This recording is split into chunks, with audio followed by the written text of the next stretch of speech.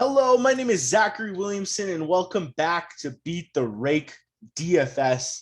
This is the first soccer stream I've done in a while. We had the international break. I had my best friend's wedding. I was the best man at. Um, Life's been crazy. NBA has been crazy, but we've been staying up on top of that. MLB is here and in full swing. If you are interested in MLB coverage, make sure you guys go join the Patreon.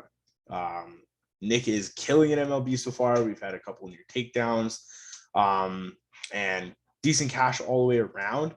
Our NBA has been really good. Our EPL, we had someone come in second in the big tournament, grabbed, I think it was like 6 or 7K on like $15 entry. It was great. And, not to, toot my own horn here, but Tuesday was a really good day for us in Champions League. I had a lot of Ake. I had a lot of Naby Keita. I had a lot of Luis Diaz, Liverpool stack. Played a lot of De Bruyne. It was really good. The Ake call was kind of just me knowing a lot of football, knowing a lot of EPL. I watched Man City a lot, unfortunately, over the last 2 years because I'm a Manchester United fan. They're just always the team that they're in good positions. And so I've watched a lot. And I know, like, from an obscure moment, I think it was like last year at some point that Ruben Dias was out and we had Aki and Stones and Laporte as the like three center backs. Someone was going to play it wide, and everybody projected John Stones out on the right because that's what you see when Dias is in. But Aki slid to the left just like I thought he would, and then we had Cancelo move over to the right just like I thought I would. And so it was a good day on Tuesday. Wednesday I got my ass handed to me. I'm not gonna lie, I did not have enough Benzema. I did not project a Chelsea fall apart, but you sometimes that happens. It's just it's DFS. So we move on, and I'm excited about this EPL slate because I've got some interesting takes that I kind of want to break down like in a strategy way, and I also want to break down in other ways, if you will. So and we'll get right to it. So hit the like button, hit the subscribe button, comment down below if you have any questions. So Arsenal, Brighton. Arsenal is the biggest favorite. They are home to Brighton, and I do not believe that they should be the biggest favorite. I don't even know if they should be favorited. They got absolutely obliterated to Crystal Palace. They are completely decimated with injury. And so I'm scrolling up to show you guys something, and I'll explain it real quick. So out for them is Tomiyasu, Tierney, and Partey. We saw this early on in the year. Before Tomiyasu had arrived on transfer, Partey was like out and in to start the season, and Tierney was out and in to start the season, and it really struggled. They really struggled at the back, mostly, and I kind of expect it to continue. My best friend, who I was best man at his wedding, is an Arsenal fan. I know Manchester United Arsenal dynamic. It's pretty bad. He went one way growing up. I went the other. But anyway, so he's actually worried about their top four hopes. He told me the other day that he thinks that it's over. The dream is done, and it's really serious. They got absolutely obliterated by Crystal Palace, and there's a reason why. Nuno bonks forward too much. He doesn't cover his back. Granit Xhaka's not fast enough, and it leaves Gabriel really isolated right here, which then in turn, and Partey was able to mitigate some of the damage against Palace, but I think it could have been a lot worse. And Sambi is good of a prospect he is. He's not there yet.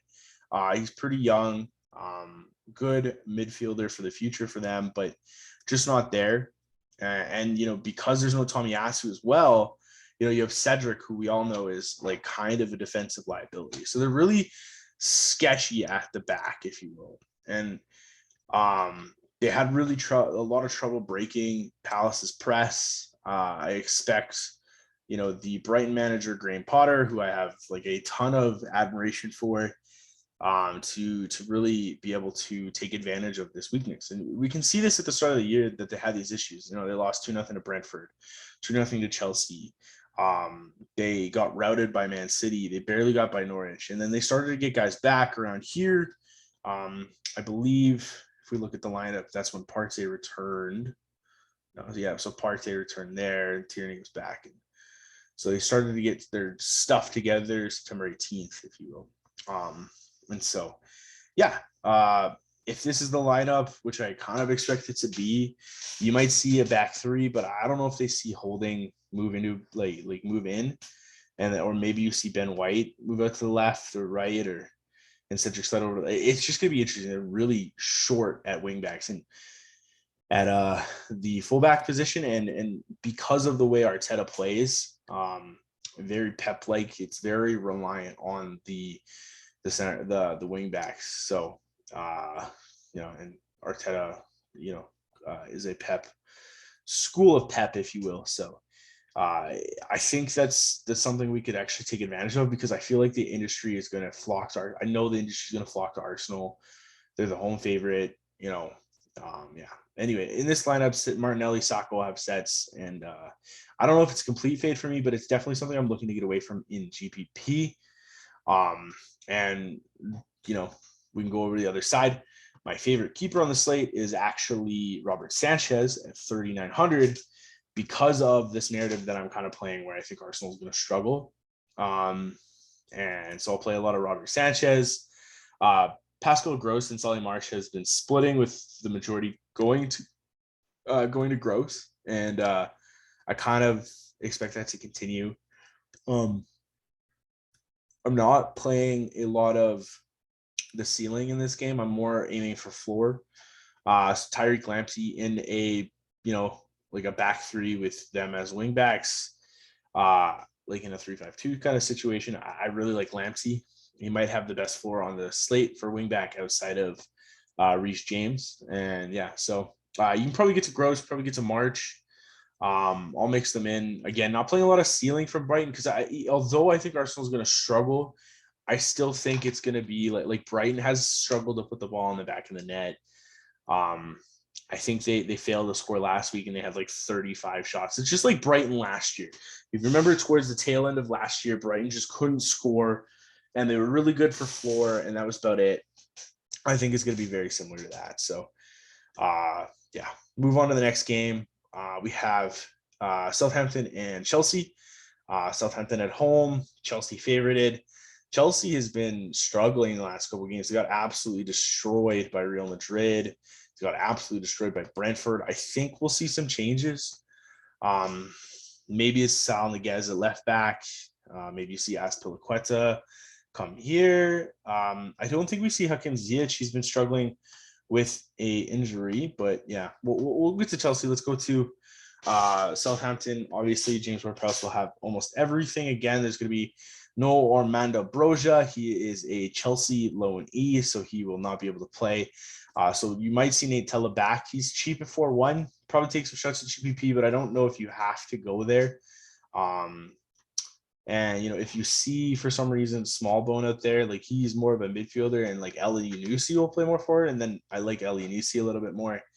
But yeah, I'm probably only going to James Ward-Prowse and maybe get some Kyle Walker-Peters, just because the fullbacks are not great on this slate.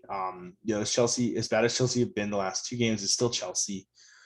So I don't want to go out and target them. And I think that a lot of the industry, or not a lot of the industry, a lot of the non-professional soccer DFS players, if you will kind of chase that. And I don't know if I want to. I'm kind of a wait and see kind of person on that. I think, I respect Tuchel enough to get his stuff together, if you will.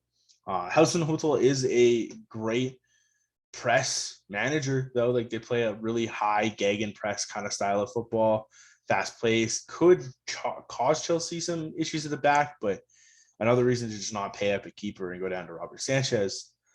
And yeah, with Chelsea, like I said, Ziyech has been dealing with a injury. He's kind of a doubt.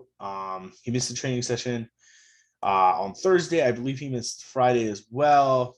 And so, like, late test, pay attention to that. If he shows up in the lineup and you see Mount and Ziyech, it'll most likely be a split. If you don't see Ziyech, though, Mount a little bit underpriced at 8.6 because he's been splitting with Ziyech. He hasn't had the eruption spots as much as he did when he wasn't. So, like, this was without Ziyech. This was without Ziyech.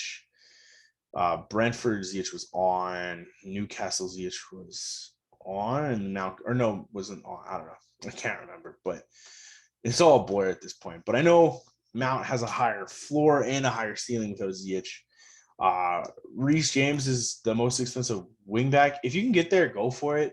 You know, but he really struggled in the Champions League, and he's really expensive. And we'll see what happens. I do like Sal Niguez as a left back. He's not going to pop up in the D category, but Niguez playing that left back, he's cheap at 4.4. We played him a lot right here. Wing back at 8 points. So pretty decent there. I'm not a Jorginho penalty guy. If Jorginho gets a penalty and I lose because of it, I lose because Jorginho got a penalty. I do like Kai Havertz, though. I think at 7.9, he might go a little under owned, and he's just been really hot. He scored in the Champions League, even though they got destroyed. Had a good floor game against Brentford. Scored here twice. So Havertz is in really good form right now. And at 7.9, I think it gets to a decent amount of Kai Havertz.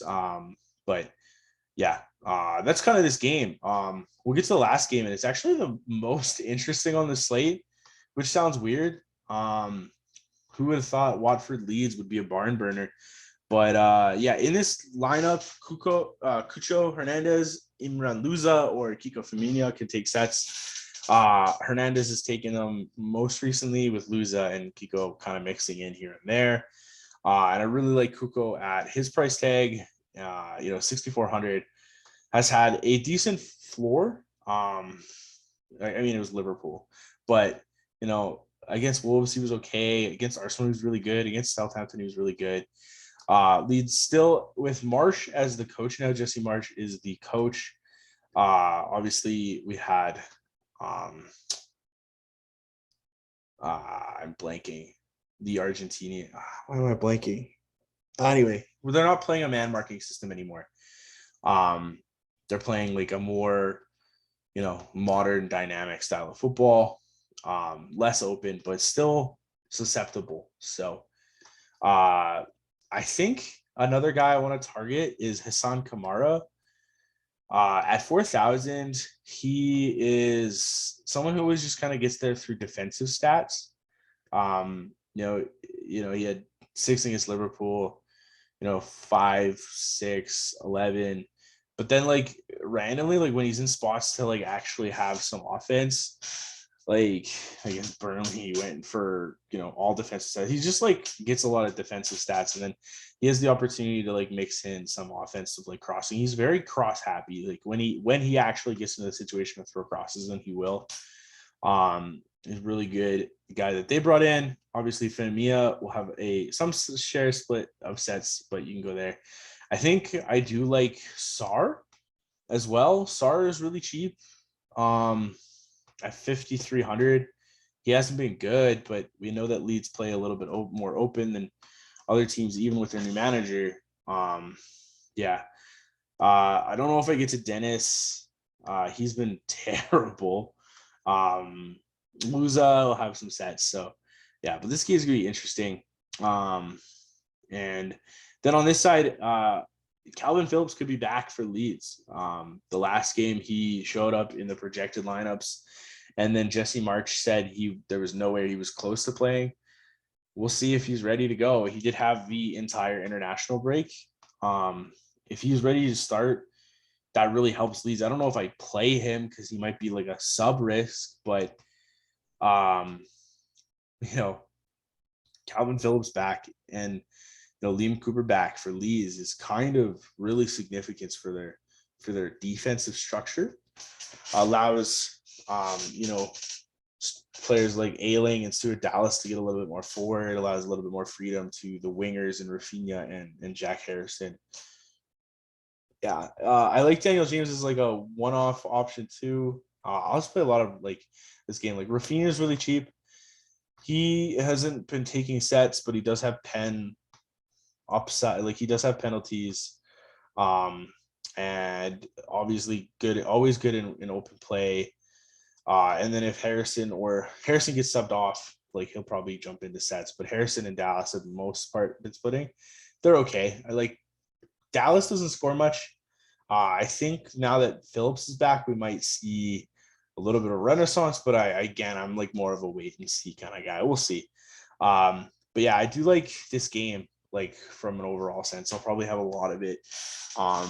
Yeah, so just a quick recap of everything I just said. Probably not going to do a lot of Arsenal. Play Brighton floor. Southampton, Chelsea, play like the floors there. Look for Mount. Look for Havertz upside. You can play Ward-Prowse. Wingbacks are okay. And then obviously the Watford Leeds is my favorite. So let's just dive right in and try to build like a quick lineup. So I really think like a lot of people are going to try to stuff in Saka. I'm just not going to go there. I don't think I have to. I think I go like maybe Havertz and Rafinha as like my two. And then, I like, let's see, give me Cucho, Hernandez, play my boy Hassan Kamara, play a decent amount of Lamptey, play Sanchez in there. And I'm just trying to build a lineup. You got a lot of salary to work with, which is nice. We don't see ZH, we play Mount. Now you're like looking at like Sal Niguez, but then you have like too much salary. Sal, and you play Ward-Prowse. That's not. I didn't do it. Stop. There you go. I'm not allowed to do that. Yeah. Anyway, that's it for me, guys. If you guys have any questions, let me know in the comment section down below. Hit me up on Twitter, ZachWDFS. Get in the Discord. The Discord link will be below. We have a general Discord that people are just talking, and like you have access to us in that Discord as well. And then if you're really interested, go get a Patreon member. Like all of our Patreons have paid their membership fees off by like winning with us. And you have direct access to me. People live in my DMs. My fiance hates it, but it is what it is. Other than that, guys, have yourselves a fantastic day. Good luck tomorrow, and let's get it.